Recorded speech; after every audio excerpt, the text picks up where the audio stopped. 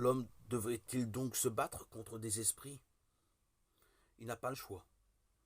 S'il n'y a pas de honte à avoir des esprits impurs, non, nous en avons tous. Il y aurait grande imprudence et inconscience à s'en accommoder ou à le nier.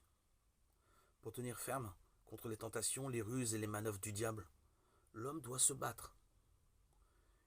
Il est soumis à un harcèlement continuel dans ses pensées, sa volonté, ses émotions, et parfois jusque dans ses membres.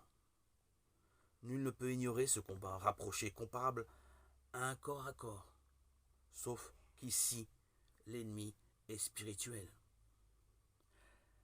La Sainte Écriture nous précise-t-elle la nature de cet ennemi? Saint Paul en écrit lui-même aux Éphésiens.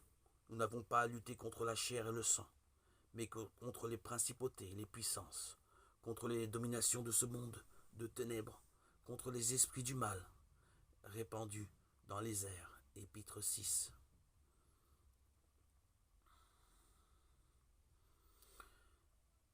Si l'on voyait les esprits impurs qui sont dans les airs, la lumière du soleil en serait obscurcie. Ces esprits sont-ils organisés? Certainement.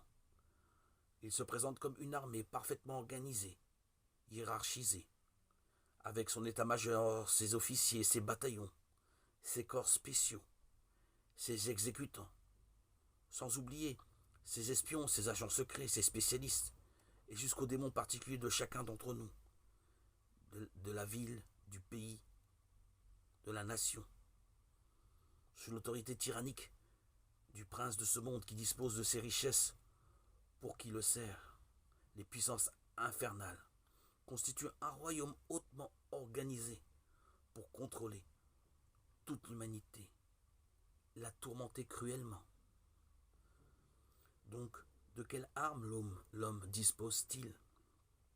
Saint Paul l'écrit dans sa deuxième épître aux Corinthiens. Si nous marchons dans la chair, nous ne combattons pas selon la chair, car les armes avec lesquelles nous combattons ne sont pas charnelles, mais elles sont puissantes devant Dieu pour renverser des forteresses. 2 Corinthiens 10, 3, 4. Il s'agit donc d'armes spirituelles, puisque l'ennemi, comme le combat, est spirituel.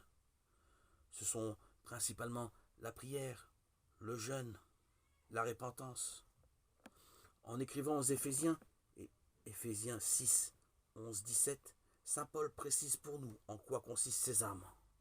Revêtez-vous, dit l'apôtre, de l'armure de Dieu, revêtant la vérité pour ceinture, la justice pour cuirasse,